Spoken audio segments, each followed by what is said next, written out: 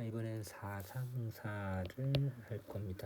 사상사는 우리가 사상 꼴랑 두 개 배우죠. 유학하고 그다음에 불교, 그죠? 이렇게 꼴랑 두 개 배우고 여기에 뭐 풍수지리라든지 기타 등등 나오는 것들 좀 추가해서 얘기를 하면은 될 것 같습니다.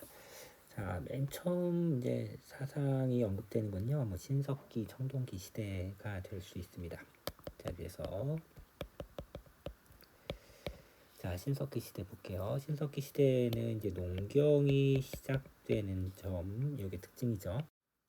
자, 농경이 시작되면서 자연에 대한 관심을 갖게 되고 그 자연을 숭배하는 신앙이 나타나게 됩니다.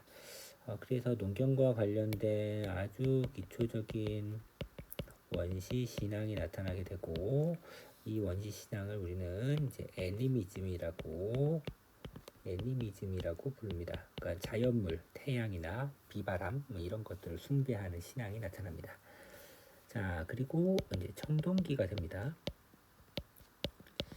청동기가 되면 지배자가 등장한다는 게 이 청동기 시대가 신석기 시대와 달라진 점이 되겠죠. 자, 그래서 지배와 피지배의 관계가 형성이 됩니다. 이때 누군가가 내가 너를 지배하는 것을 정당화하는 사상이 필요하다고 했었어요. 그것을 우리는 천신신앙이라고 부릅니다. 이거는 내가 하늘의 자손이다, 신의 계시를 받았다, 뭐 이런 식으로 사기치는 거죠. 그래서 이 천신신앙은 지배 관계를 정당화시키는 도구로서 작용한다라고 얘기를 했었고요.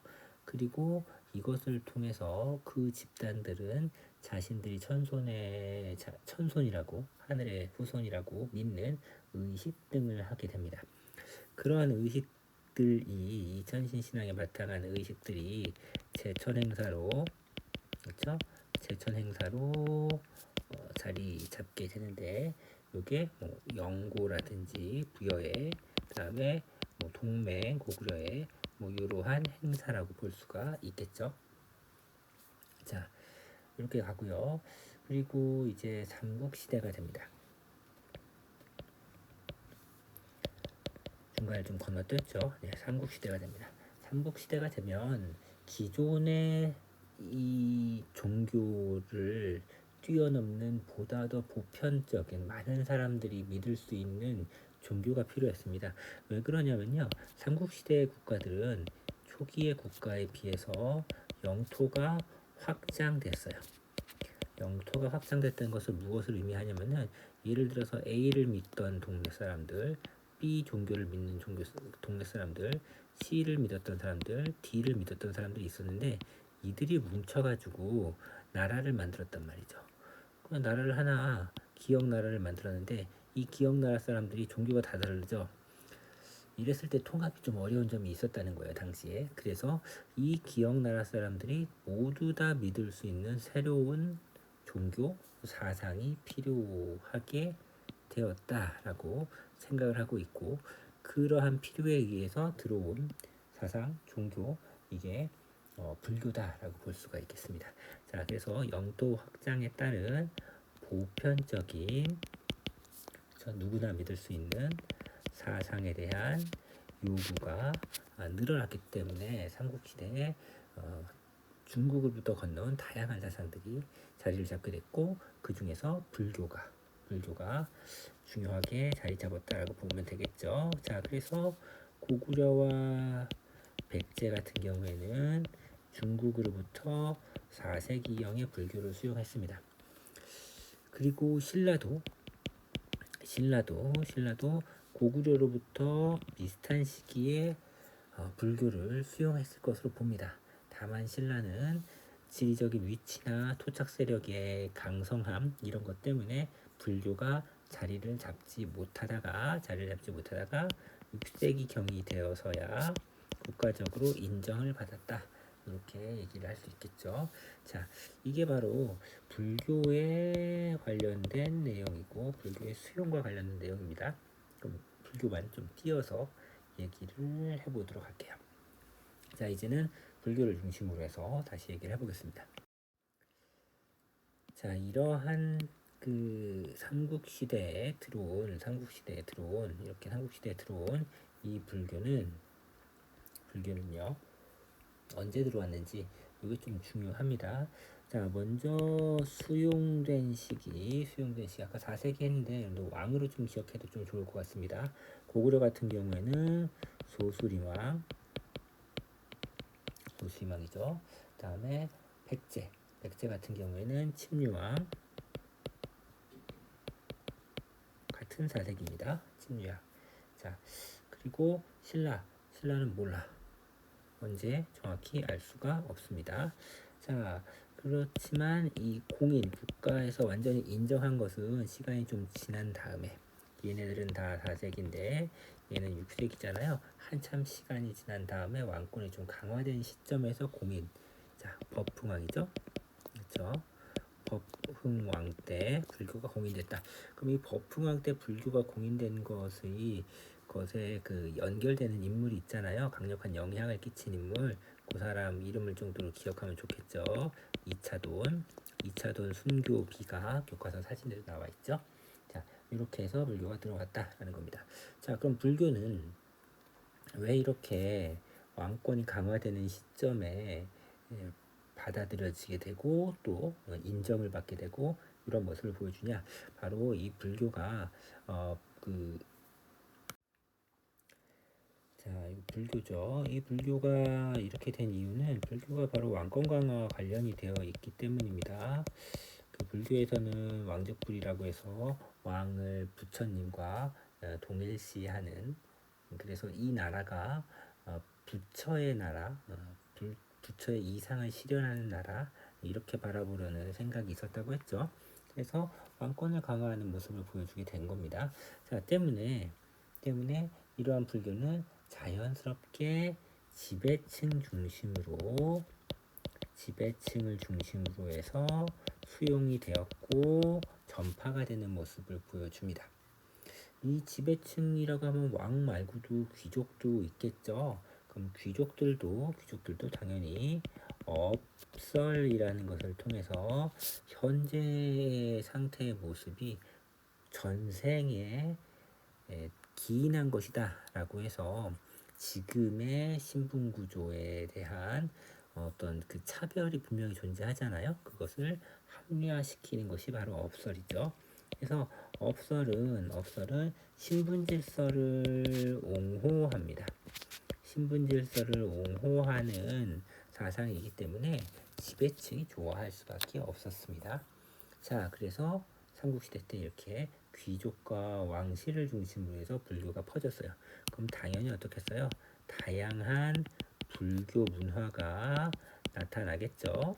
불교 문화의 사례는 탑이라든지 불상 이런 것들이 교과서의 사진에 언급되어 있습니다. 자, 이렇게 진행이 됩니다. 자, 그러다가 이 불교가 수용이 되는 수준에서,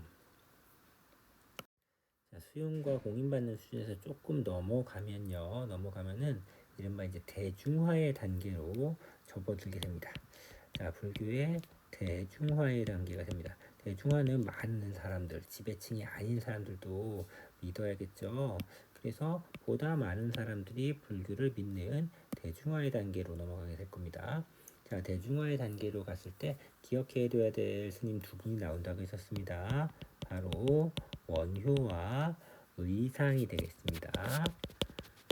자, 원효 같은 경우에는 일심사상, 일심 하나의 마음이다. 다양한 부처님 말씀, 불교에 대한 다양한 사상들이 있었지만, 종파들이 있었지만 결국에는 부처님 말씀이라고 하는 하나의 일심, 하나의 마음으로 다 묻혀주니까 싸우지 말자, 이런 얘기를 하고 있었습니다. 그리고 화쟁사상도 비슷하죠. 서로 대립하고 싸우지 말고 서로 잘 얘기해서 다시 부처님의 뜻을 찾고 돌아가자, 이런 얘기예요. 싸우지 말자라는 거고, 의상은 화엄사상. 이 화엄이 이상적인 조화된 상태, 조화로운 이상적인 상태를 지향합니다. 그래서 이 화엄종 같은 경우에는, 화엄종이라고 하는 것은 불교 하나의 종파입니다. 지금 상태가 매우 조화롭고 이상적인 상태일 수 있다 이렇게 얘기해 버립니다. 그럼 지금 상태가 뭐예요? 왕이 있고 귀족이 있고 뭐 천민이 있고 뭐 이런 상태죠. 그게 좋은 거야. 그러면은 당연히 지배층 귀족 중심의 종교겠죠 이건.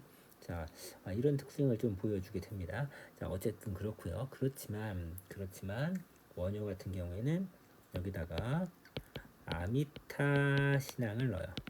아미타불 나무 아미타 부처님은요 불교의 신이죠. 아미타 부처님은 죽은 다음에 우리가 만날 수 있는 분이죠. 그러니까 지금은 좀 그런데 다음 생에는 잘 될 수 있는 거죠. 이 분을 잘 만나면요. 그래서 야, 너 지금 천민으로 불쌍하게 살고 있냐? 야, 지금 아미타 부처님만 열심히 찾으면은 다음 생에서는 귀족 될 수 있어. 뭐 이런 얘기를 할 수 있겠죠. 이분 같은 경우에는. 자, 두 번째로 이제 의상입니다. 의상은 관음입니다. 관음. 그래서 관음신앙, 관음사상을 얘기합니다. 이거 신앙이요. 자, 관음은 뭐냐? 관세음보살이라고 하는 분이 있어요. 관세음보살은 지금 좀 도와줘요. 지금 보기 좀 로또 맞게 해주세요. 그럼 뭐 로또 맞게 해주는 뭐 그런 분인 거죠. 그러니까 지금 좀 어려운 일이 있으면 그걸 좀 해결해주고 지금 나의 소원을 들어주는 부처님, 지금 잘 될 수 있어 이렇게 말하는 분이죠. 자, 그래서 이 두 명의 스님들이 중요한 분입니다. 활동을 하면서 많은 사람들이 불교를 믿게 되었다라는 거예요. 그래서 불교의 대중화에 기여했다. 근데 불교의 대중화랑 뭔 상관이 있어요? 간단한 게요. 뒤에 한 번 더 나오겠지만 이 아저씨들은 이것만 외치고 다니면 된다고 했어요. 아미타불 이것만 말하고 다니면 불교가 어렵지 않아. 관세음보살 이렇게 찾기만 하면 알아서 해준다는 거예요. 그러니까 너무 쉬운 거죠 불교 믿기가. 그러니까 간단하고 쉽기 때문에 어려운 사람들, 평범한 사람들도 불교를 많이 믿었다. 귀족이 아닌 사람들도 믿었다 이거죠. 자, 때문에 이 시기에 또 다양한 불교 문화가 또 꽃피울 수 있겠죠. 그래서 통일신라기에 나타난 불교 문화의 모습이 한 번 또 이제 교과서에 언급이 되고 있습니다. 자, 그 다음에는 자, 신라말이에요. 신라말기가 되면 이제 이게 선종이라고 하는 새로운 불교를 믿는 방법을 제시하는 종파가 나타나게 됩니다. 자, 그럼 여러분들 이제 교종과 선종에 대해서 살펴봐야 되죠. 교종은 기존에 많은 사람들이 믿었었던 종파들이고 귀족들이 중심이 되어서 믿었었던 종파가 되겠습니다. 교종 같은 경우에는 부처님의 말씀을 이해해서 바른 길로 가는 게 이제 불교의 목적이에요. 그럼 부처님의 말씀을 어떻게 이해해? 부처님의 말씀을 책으로 썼잖아요. 그게 불교 경전이죠. 그거 열심히 그냥 읽어야 돼요. 그러니까 꾸준한 교리에 대한 연구와 그다음에 경전에 대한 공부를 통한 이해, 그렇죠? 이런 것을 바탕으로 부처님의 마음을 알아낼 수 있다. 부처님의 뜻을 이해할 수 있다라고 믿어요. 그러면은 공부를 하면 할수록 하나씩 배움의 깨달음의 경지에 올라가겠죠. 그래서 선생님이 자주 그리는 건데 이렇게 시간이 흘러가고 부처님에 대한 경지에 올라가는 길이 여기 있다고 치면은 만약에 여기가 부처님의 경지야. 그럼 교종의 방식에 의하면은 공부를 하듯이 경전을 하나하나씩 이해해야 되잖아요. 그러면 처음에는 아무것도 없다가 경전을 하나 이해하면은 한 칸 올라가고 또 공부해서 이해하면은 한 칸 올라가고 또 공부해서 이해하면 한 칸 올라가죠. 이런 식으로 점진적으로 한 칸 한 칸씩 올라가서 부처님의 경지에 띵 하고 도달할 수 있다고 믿는 거죠. 그렇죠? 자, 그런데 선종 같은 경우에는 야, 이거 언제 그렇게 공부하고 있냐? 그리고 부처님이 언제부터 그렇게 공부했는데 부처님은 애시당초에 깨달음을 얻으실 때 공부를 한 적이 없어요. 그러니까 이분은 공부 안 했다고 얘기해요. 부처님 사실 그랬겠죠. 그리고 이 양반은 뭐 했냐? 끊임없는 참선을 했다고 얘기를 해요. 기도했다는 뜻입니다. 참선은. 계속 기도를 했지 이 양반이 언제 공부했냐 이거야. 그래서 이 양반이 기도한 것, 즉 참선한 것을 따라하면 된다. 참선을 통한 수행을 이런 것을 따라하면 부처님에 대한 그걸 얻을 수 있다라고 믿었습니다. 기도한다고 바뀌는 게 없죠, 그쵸? 여러분들 시험을 앞두고 있지만 기도한다고 100점 맞을 리가 없잖아요, 그쵸? 기도해서 100점 맞으면 참 좋겠어요. 자, 그래서 기도를 한다고 해서 바뀌는 게 한 개도 없어요. 그냥 이지랄이죠. 바뀌는 게 하나도 없고. 그러다가 부처님처럼 어느 순간에 깨달음을 한 방에, 깨달음의 경지 한 방에 올라갈 수 있다고 믿어요. 시간이 흘러서 어느 순간에 한 방에 깨달음의 경지에 올라가는 이 순간이 반짝하는 순간이 있다는 거죠.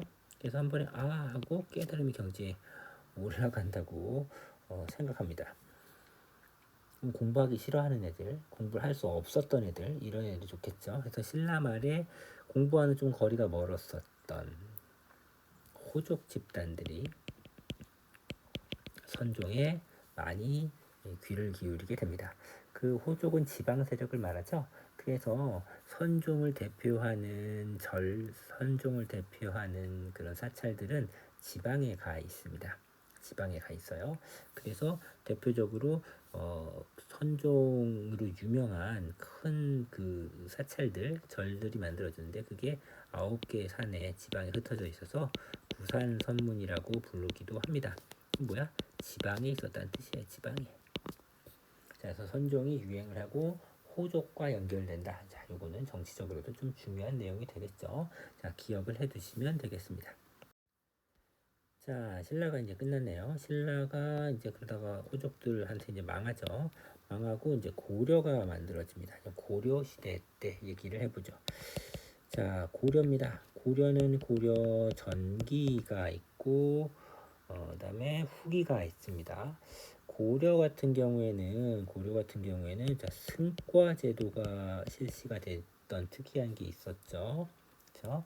그다음에 왕사나 국사 제도를 통해서 승려를 우대했습니다. 자, 그리고 국가적으로도 불교 행사를 많이 열었어요. 그 연등회가 가장 대표적인 불교 행사였고요.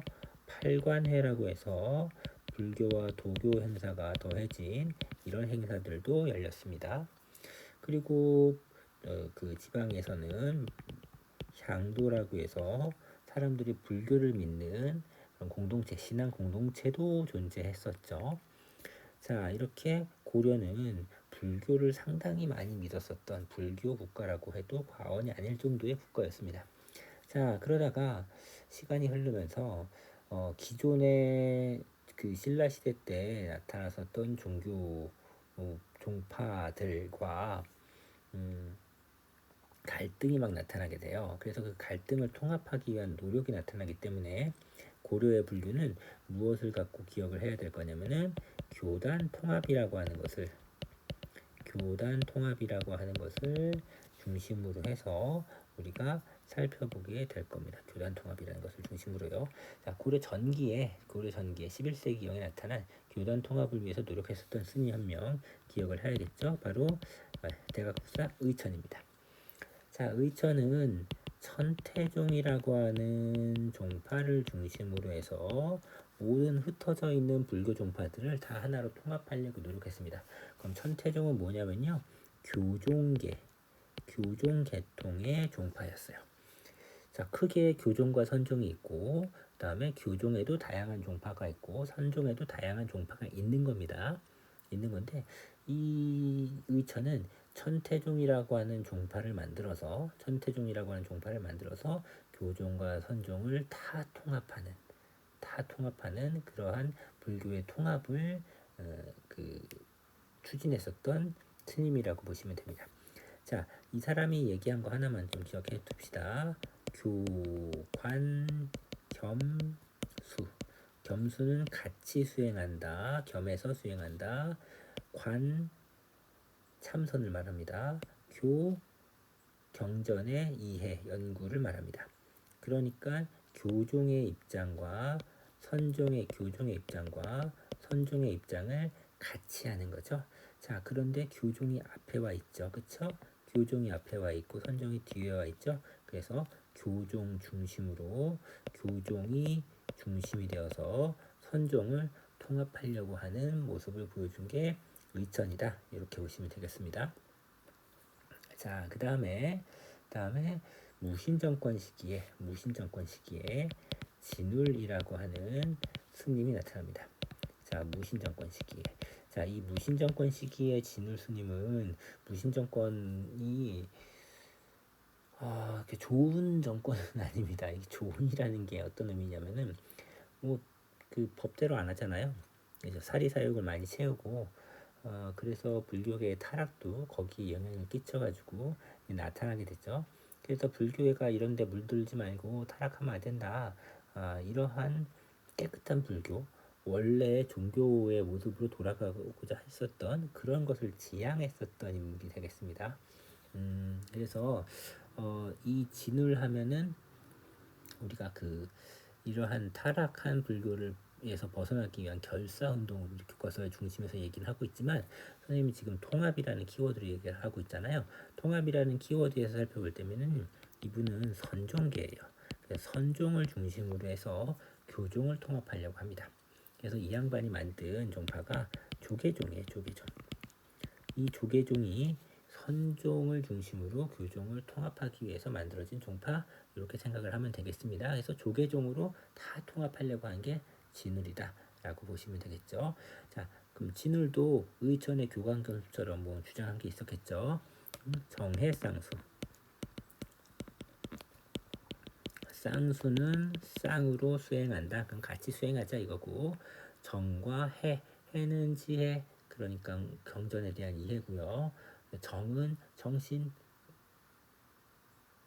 참선을 통해서 얻는 거죠. 그렇죠? 그래서 선종의 모습입니다. 자, 그다음에 도노점수. 점수는 점진적 수양이에요. 점진적 수양이 뭐냐면은 이게 점진적 수양이죠. 이게 점진적 계단 하나하나 올라가잖아요. 점진적 수양이고, 그다음에 도노는 한 방에 깨달은 거예요. 한 방에 깨닫는 건 뭐예요? 이거죠? 가만히 있다가 하고 깨닫잖아요. 이게 도노 점수죠. 그러면은 정과 도노는 선종의 것이고 점수와 해는 교종의 것이에요. 선종이 앞에 있고 교종이 뒤에 있죠. 그래서 선종을 중심으로 해서 교종을 통합하려고 했었던 게 진울이다라고 보시면 됩니다. 자, 하지만 진울은 이 무신정권 시기에 이 불교계의 타락에 맞서서 결사 운동을 했다라고 보면 되겠고, 이 진울의 이 결사 운동의 근거지가 수선사라고 하는 절이었습니다. 그래서 수선사 결사, 이렇게 하나 더 기억해 주면 좋겠죠. 참고로 이 결사 운동은 더 있었어요. 요새라고 하는 스님도 백년사라고 하는 절에서 이러한 깨끗한 불교로 가는 그러한 길을 모색했다, 이렇게 볼 수가 있겠습니다.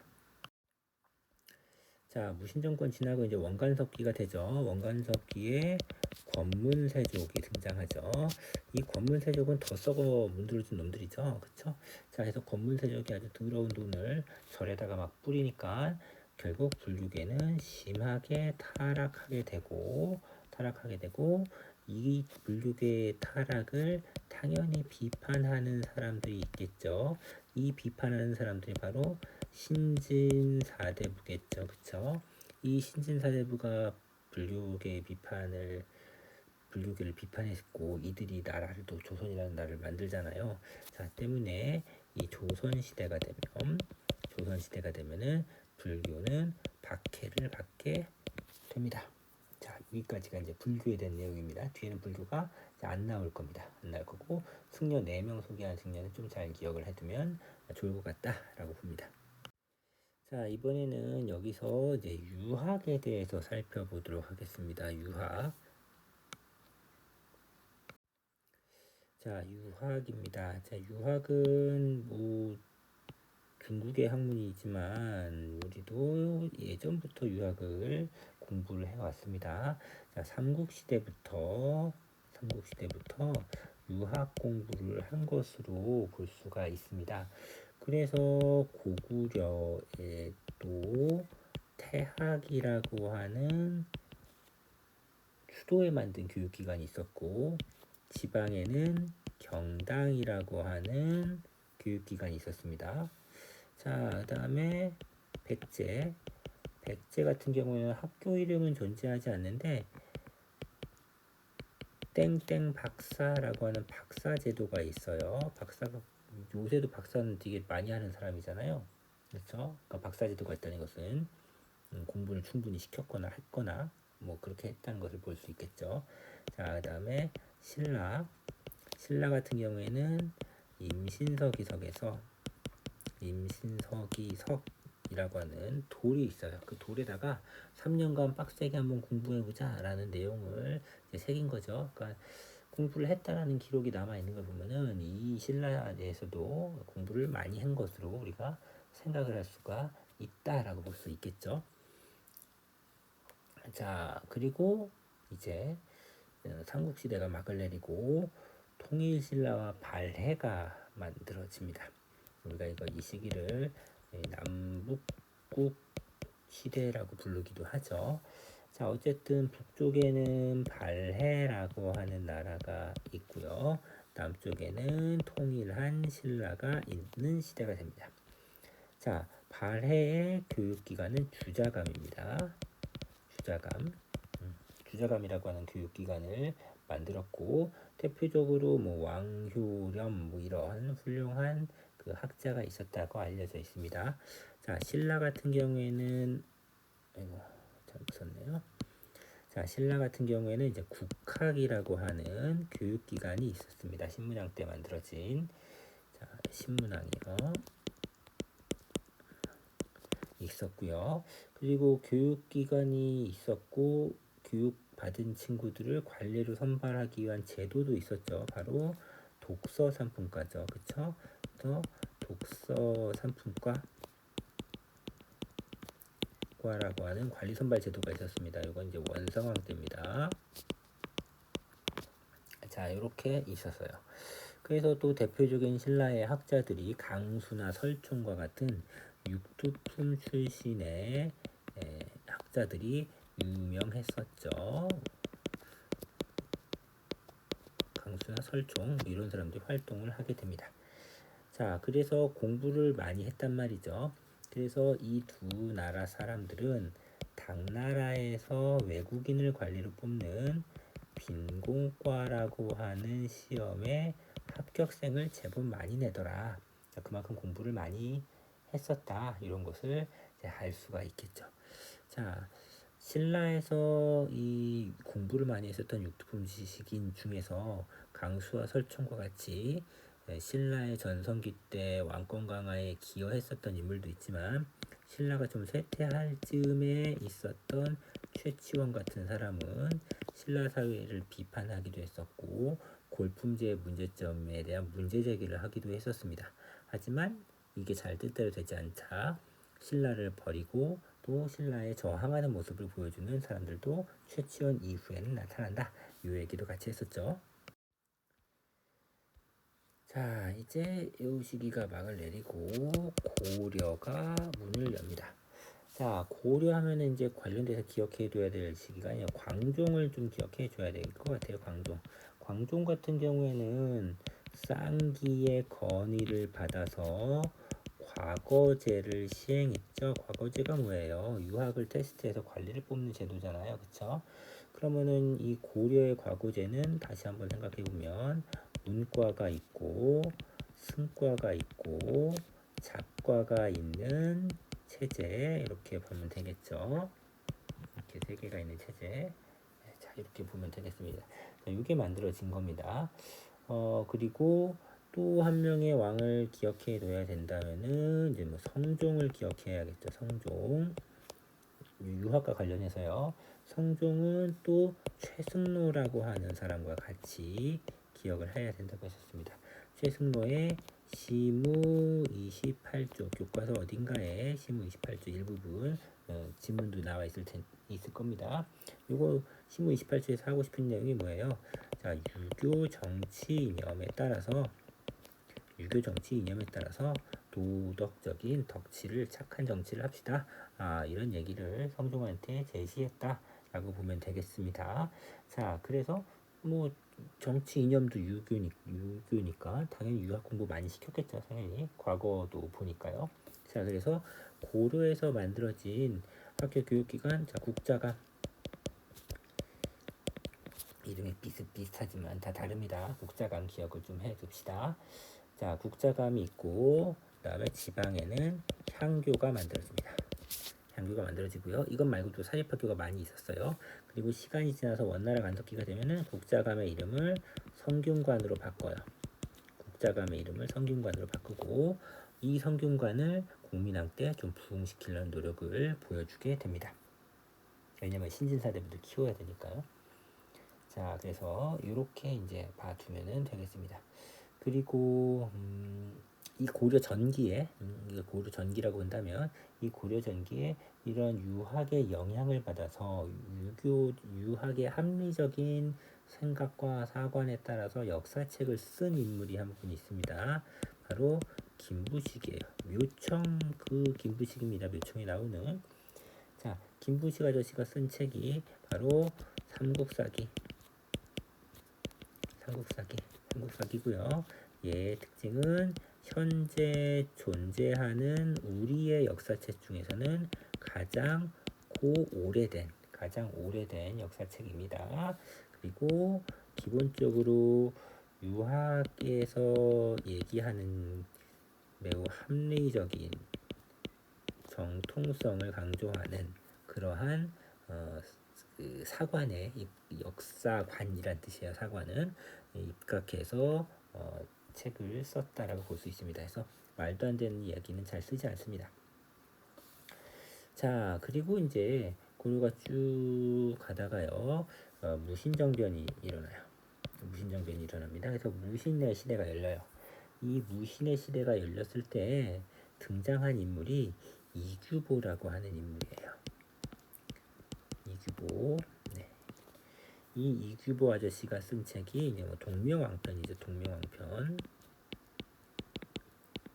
동명왕은 고구려 주몽을 말합니다. 그렇게 우리가 훌륭한 시대가 있었어. 돌아보는 거죠. 왜? 이때 금나라한테 이렇게 쫄아가지고 싸우지도 않고 그 신하가 되어버렸잖아요. 그러니까 예전에는 안 그랬는데 뭐 이런 것을 떠오르고 싶었던 것이죠. 자, 그리고 또 쭉 시간이 지나서 이제 원나라 간섭기가 됩니다. 원나라의 간섭을 받았던 시기, 이제 고려 완전 후반기가 되겠죠. 이때는 자존심이 더 떨어졌잖아요. 완전히 이제 뭐 황제라고 칭하지 못하는 것뿐만 아니라 원나라의 간섭을 받았으니까요. 자, 그래서 자존심을 세워야 돼. 우리 옛날에 진짜 잘 나갔었어. 우리 뭉쳐보자. 이런 민족적 자긍심이나 이런 것을 강조하는 역사책이 나타나게 됩니다. 그게 이승휴의 제왕운기,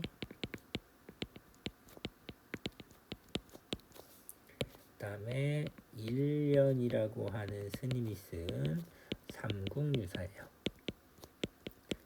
우리 교과서에서는 일련의 삼국유사가 나와 있죠. 이승휴의 책이나 일련의 책의 공통점은요, 바로 이 단군을 우리의 역사의 시작으로 봤다라는 점입니다. 하지만 일련의 삼국유사는 말도 안 되는 이야기들도 막 써놨어요. 네. 그거는 그렇게 해서라도 우리 민족의 자긍심을 끌어와야 했었던 요 시대적 상황이 있었기 때문입니다. 자, 역사책 얘기가 쭉 나와서 미리 먼저 역사책 이야기를 쭉 여기까지 이렇게 봤고요. 다시 이제 그 성리학 유학으로 돌아가서 원나라 간섭기가 되면 이 성리학이라는 것이 이때 들어오게 되죠. 그쵸? 그래서 이때는 여러분들이 이제 성리학이라고 하는 키워드로 기억을 해둬야 돼요. 성리학은 중요할 수밖에 없는 게 왜 그러냐면은 이 성리학이 조선을 만드는 학문이 되잖아요. 그래서 성리학은 기억을 할 수밖에 없겠죠. 우리가 자 성리학에 대해서 살펴보도록 합시다. 자, 성리학은 중국에서 만들어진, 그쵸? 중국의 송나라에서 주희라고 하는 사람이 집대성한 학문입니다. 송나라 때는 고려 전기죠. 고려 전기에는 우리가 성리학이 뭔지 몰랐습니다. 그러다가 원나라 때가 돼서 원나라와의 교류가 좀 활성화되기 시작하면서 우리가 이것을 배웠는데요. 원나라는 또 성리학을 막 크게 뭐 더 심화시키고 이런 건 없어요. 다만 원나라 때가 되면은 이 주희가 강조했었던 책이 사서라고 하는 책이에요. 이것이 되게 강조가 되고 이것을 중심으로 과거 시험 공부를 사람들이 하기 시작해요. 그래서 자연스럽게 송나라 때 만들어졌었던 성리학이 원나라 시대 때도 자연스럽게 이제 뭐 널리 공부하는 사람들이 늘어났고, 이 과정에서 원나라에 왔다 갔다 했었던 우리 학자들을 통해서 성리학이 원나라 시대 때 고려에 들어오게 됩니다. 그러면은 성리학을 처음으로 고려에 알려준 사람, 이름은 좀 기억하면 좋겠죠? 안향이라는 사람이에요. 안향이라는 사람이 최초로 고려에 성리학을 소개했고, 이재현, 뭐 이색 뭐 이런 사람들에 의해서 점차 성리학을 공부하는 사람들이 늘어났다라고 보면 되겠습니다. 자, 그래서 안향이 성리학을 최초로 고려에 소개한 인물로 기억해 주면 되겠고, 그 이후에 고려에서 많은 성리학자들이 늘어나게 되겠죠. 그 성리학자들을 우리는 신진 사대부라고 부릅니다. 자, 신진사대부의 특징이라고 한다면요, 원나라에 저항하려는 모습을 보여주죠. 반원적, 그 다음에 친명적 그런 성향을 보여주게 되고요. 그리고 이 국민왕의 개혁에 함께하는 그런 모습을 보여줬습니다. 자, 하지만 이제 이 위화도 회군 이후에 급진적인 세력과 온건한 세력으로 분화하는 모습도 이제 볼 수가 있습니다. 자, 신진사대부가 바로 이 성리학자들이다, 이렇게 봐두시면 되겠습니다. 자, 그래서 또 넘어가서요, 이게 이제 조선 시대가 됩니다. 자, 조선의 정치는 바로 이 신진사대부가 만든 게 조선이란 나라니까 당연히 신진사대부에 의해서 만들어진 정치, 이거는 앞에서 통치체제 이런 데서 다 얘기를 했습니다. 자, 그럼 기억해둬야 될 것이 이제 하나만 더 기억해둬야 된다면요, 이 신진사대부들이 막 조선시대 때 퍼뜨린 게 뭐냐면요, 바로 향약과 서원이에요. 향약과 서원입니다. 특히나 이 살림 세력들이 이 향약과 서원에 기반해서 계속 자신의 세력을 확장시키고 유지할 수 있었다라고 얘기를 했었습니다. 향약 같은 경우에는 향촌자치 규약으로서 해당 지역의 농민들을 사실상 해당 지방의 양반들인 양반 사족들이 그 지배할 수 있는 힘이 되었던 것이고요. 서원은 교육기관의 기능과 그다음에 선현에 대한 제사를 지내는 기능을 같이 하면서 이 선현을 중심으로 하는 붕당의 근거지, 학파의 근거지로서의 역할을 하기도 했었습니다. 최초의 서원은 백운동 서원이에요. 백운동 서원으로 안향을 제사 모시는 서원이었습니다. 이건 나중에 이름이 소수서원으로 바뀌게 될 겁니다. 자, 이렇게 이제 사림들과 관련되어서도 또 조선시대 때 언급이 되죠. 그리고 사림이 권력을 잡은 시점부터 본격적인 그 성리학의 논쟁들이 나타나게 됩니다. 자, 조선시대 논쟁들에 대해서 보죠. 첫 번째 논쟁 볼 수 있는 것은 예속논쟁입니다. 예속논쟁이 첫 번째 논쟁이다라고 볼 수 있어요. 자, 첫 번째 예속논쟁은요, 뭐 나온 이유는 뭐 이런 거예요. 인조라는 왕이 있어요. 인조에게는 첫째 아들이 있고 둘째 아들이 있는데, 첫째 아들이 죽어버리고 둘째 아들이 왕이 되었어요. 이 둘째 아들이 북벌을 추진했었던 효종입니다. 그리고 다음에 현종이 즉위하게 되죠. 이 현종 때 일어난 게 바로 이 예성 논쟁인데요. 효종과 효종의 비, 왕비가 있겠죠. 이분들이 돌아가실 거 아닙니까? 그럼 돌아가셨을 때 장례 문제 때문입니다. 장례는 치르면 되잖아. 그게 아니라 인조의 비, 즉 인조의 왕비가 살아계세요. 그러니까 현종의 입장에서는 엄마가 돌아가셨는데 할머니가 살아계신 거예요. 자, 이 상태에서 이 현종의 할머니가 아들이 죽었을 때, 그 다음에 며느리가 죽었을 때 장례를 어떻게 치러야 되냐? 이 문제를 갖고 싸운 게 예성 논쟁이라고 볼 수가 있습니다. 자, 그래서 1차 예송과 2차 예송이 있어요. 1차 예송에서는 효종이 죽었고요. 2차 예송에서는 효종의 부인 왕비가 죽었습니다. 이때 인조의 부인은, 즉 현종의 할머니는 장례를 어떻게 치러야 되느냐, 이 문제 갖고 싸웠다는 거예요. 이 웃음기가 나올 수도 있지만 웃긴 문제는 아닙니다, 사실은. 자, 당시에는 서인과 남인이 이 문제를 갖고 대립을 했습니다. 서인은 효종은 첫째가 아니라 둘째 아들이거든요. 둘째의 그 장례 예법에 따라서 치르면 된다, 이렇게 얘기를 한 거고요. 남인은 야, 효종이 그래 첫째, 둘째 맞는데 왕이잖아, 왕. 그 왕은 특별하게 첫째 아들의 역할을 한 거나 다름없으니까 특별하게 대우를 해줘야 된다라고 말하는 게 남인인 거예요. 그래서 서인 같은 경우에는 1년만 남인은 아니야, 왕인데 첫째 아들처럼 해줘야지, 3년 해야 돼, 이렇게 얘기하는 거고, 효종의 비가 돌아가셨을 때는 서인은 아, 야, 둘째 며느리잖아, 9달 9개월 하면 돼, 이렇게 얘기한 거고, 야, 왕비잖아, 달라야지, 1년에, 이렇게 얘기한 겁니다. 이게 서인과 남인이 자기들이 막 하고 싶은 대로 엿장수 마음대로 늘렸다가 줄였다 한 건 아니고요. 법에 나와 있어요. 첫째 아들이 저기 했을 때 둘째 아들부터는 이렇게, 이게 나와 있거든요.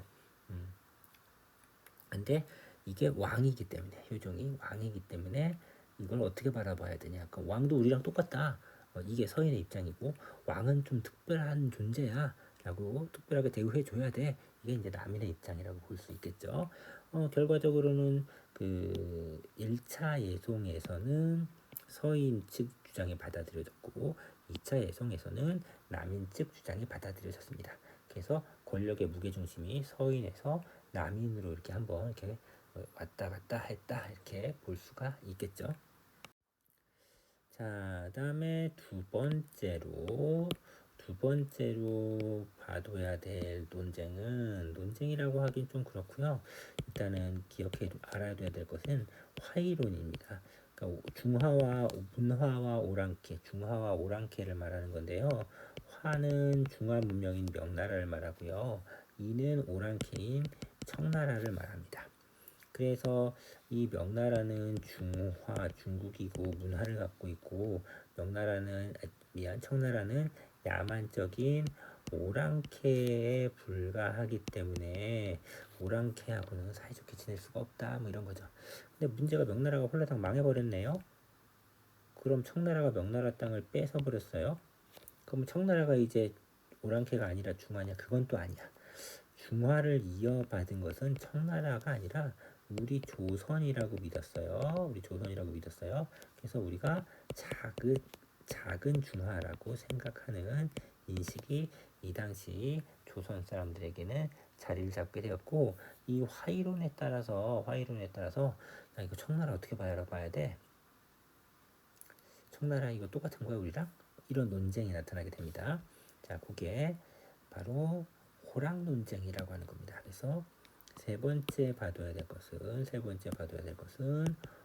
호랑 논쟁입니다. 호랑 논쟁은 사실 뭐 청나라가 어쨌든 저쨌든 이렇게 얘기한 건 아니고요. 인간의 심성과 동물의 심성은 똑같을까? 그러니까 사람이랑 개새끼랑 똑같을까? 뭐 이러한 논쟁이라고 보시면 되겠습니다. 호락은요, 지역 명칭이에요. 그 충청도 지역과 서울 지역입니다. 그래서 사실은 충청도 지역의 학자들과 서울 경기 지역의 학자들이 논쟁을 벌인 거다라고 볼 수 있고요. 충청도 지역을 이제 호론이라고 부르고 충청도 지역의 그 이론을 서울 지역의 이론을 낙론이라고 불러요. 낙론, 그래서 호론과 낙론이 있습니다. 뭐 이런 논쟁이에요. 소랑 논쟁은요. 인간과 짐승, 동물은 똑같은가요? 겉모습 말고 심성이, 마음이, 본질이 이렇게 볼 수 있는 거죠. 소론 낙론은 서울 사람들 똑같다. 야 짐승들도 새끼 막 살리려고 하고 막 이런 거 봐봐 똑같지. 근데 호로는 충청도 사람들 야 그거 어떻게 개랑 사람이랑 똑같이 달라. 개 하는 거 봐봐 완전 다르지. 이렇게 말한 거죠. 근데 인간들을 나눠 볼게요. 그러면 누구는 중화하고 누구는 오랑캐잖아요. 누구는 문화를 갖고 있고 누구는 야만적이잖아요. 문화를 갖고 있는 우리 조선 명이 있고 오랑캐인 청이 있는 거죠. 똑같은가? 라는 생각을 똑같이 해볼 수가 있어요. 그랬을 때 서울 사람들 야 개랑 사람도 똑같은데 조선이랑 청이랑 똑같지 뭐. 그쵸? 똑같아요. 야 개랑 사람이랑 다르듯이 청과 조선도 다른 거야. 오랑캐는 다르다라고 믿습니다. 자 그러면은 이 서울 지역의 사람들은 똑같아요. 그럼 뭐 받아들일 수 있는 거죠. 그쵸? 그래서 청의 문화도 좋은 게 있으면 배우자라는 생각을 하기 때문에 나중에 북학이라고 하는 생각이어서 나오게 된다라고 볼 수 있고요. 그 다음에 완전 다른 거죠. 완전 다른 거예요. 그래서 계속 역시 문화와 오랑캐는 달러 화이론을 고수하게 되고 여기에 따른 북벌이라고 하는 생각도 이들은 하게 되는 겁니다. 자, 이런 차이가 존재한다라고 볼 수 있어요. 그런데 왔다 갔다 해봤더니 이거 청나라 괜찮아. 잘 살아. 무지하게 우리보다 똑똑하고 뛰어난 것도 많아. 그러니까 성리학에서 기존에 얘기했었던 이 화이론이라고 하는 걸 가지고는 당시의 세상이 제대로 그 설명이 안 되는 모습이 나타나게 된 겁니다. 자, 그래서 이게 이제 설명이 안 되니까 이런 논쟁이 지나고 나서는 야, 그럼 우리가 좀 뭔가 좀 빼먹은 거 없나? 돌아보게 되죠. 자, 그래서 실학이라고 하는 학문적인 경향이 나타나게 됩니다. 자, 실학은 우리가 그동안 아주 오랫동안 이 성리학을 가지고 사회를 바라보고 우리의 삶의 본질적인 문제를 해결해 봤는데 이걸 갖고는 해결이 안 되더라. 이걸 갖고 설명이 되지 않는 문제들이 나타났더라. 그러면은 우리가 지금 이 조선의 현실에 대해서 한번 해결을 해보자. 근데 성리학은 아니라며. 그럼 무엇을 갖고 해결해야 될까? 그래서 나온 새로운 학문적 경향이 바로 실학입니다. 예전에 실학이 아주 중요하게 나왔지만 우리 교과서에서는 지금 다 생략되어 있기 때문에 이런 거다라고 살펴보시기만 하면 될 것 같습니다. 근데 이 실학은 성리학 갖고 뭔가 잘 안 되니까 튀어나온 거죠. 그러면은 다른 것도 나오겠죠. 그래서 다른 것도 그리고 사회가 더 어려워지자 그런 다른 것에 빠지는 경우가 더 많아집니다. 자, 그 다른 것이 바로 서학이에요. 서학이 뭐예요? 서양 학문이죠. 서양 학문인 줄 알고 받아들였는데 알고 봤더니 이게 종교였어요. 서학은 곧 뭐를 말하냐? 천주교. 성당 다니시는 분들 천주교를 말합니다. 천주교는 청나라를 통해서 조선으로 들어온 것이고 처음엔 학문인 줄 알았던 것이죠. 탄압받습니다. 탄압받는 이유는 첫 번째 이 유일신교잖아요. 그래서 제사를 지내지 않아요. 그럼 조선에서 제일 그 무거운 죄는 반역죄하고 강상죄라고 해서 불효죄예요. 제사 안 하는 거 불효잖아요. 죽어야 돼. 그렇죠? 뭐 그런 것들. 그다음에 이 사람들은 평등을 얘기해요. 물론 이 평등은 신 앞에서 평등이기 때문에 죽어야 평등해지는 건데 조선은 신분제 사회이기 때문에 죽어도 평등할 수가 없어요. 죽이는 방법도 달라요. 그 양반들이나 사대부는 곱게 죽이고 저기 한 사람들은 좀 심하게 죽일 수도 있어요. 그런 사회에서 신 앞에서도 불평등한데 똑같다고 얘기하고 다니니까 탄압을 받을 수밖에 없어요.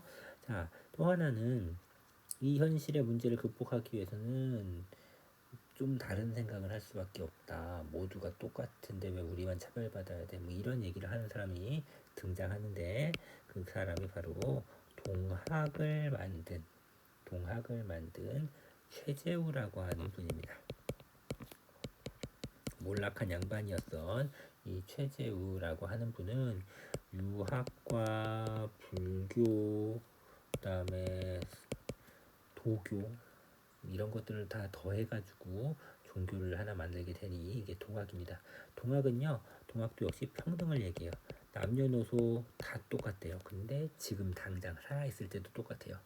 죽어야죠, 그쵸? 신분제 사회인 조선에서 다 똑같다고 그러면 어떻게? 그래서 최재우 이제 처형당하잖아요. 그래서 이런 모습이 나타나는 것도 있다라고 보시면은 될 것 같아요.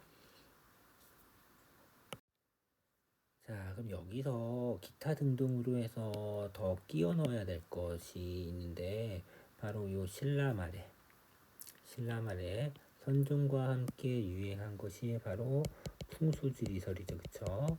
그래서 풍수지리설이 이때 한번 나오고요. 그 다음에 이 풍수지리설이 언제 또 나오냐면요. 이때 한번 또 나오죠. 이게 무신정권이니까 무신정변이 일어나기 전에 요 묘청의 서경천도 운동도 이 풍수지리설에 입각해서 나온 거죠. 이렇게 풍수지리설이 두 번쯤 언급이 될 수가 있습니다. 그 다음에 또 언급되는 것이 이 고려시대 때 나왔었던 도교 그리고 그 도교 같은 경우에는 삼국시대에도 언급이 돼요. 삼국시대에도 이 도교가 언급이 되거든요. 그래서 이런 것들 이 한 번 더 우리 선생님이 빼먹고 얘기하지 않은 것에 해당이 된다라고 볼 수가 있고요. 그리고 조선 시대 때로 넘어갔을 때는 요때쯤에 동학과 서학이 막 들어왔을 때 이 미륵신앙이요.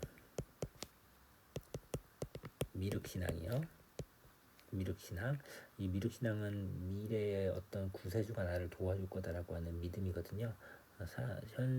이 시기와 세도 정치가 막 나타나고 관리 부정부패가 심해지니까 누가 구세주가 날 도와줬으면 좋겠다라고 하는 미륵신앙 이런 것들이 나타나는 모습 이런 것들도 한 번 더 봐두면 될 것 같습니다. 그래서 여기까지 해서 사상을 한번 쭉 이렇게 살펴봤습니다.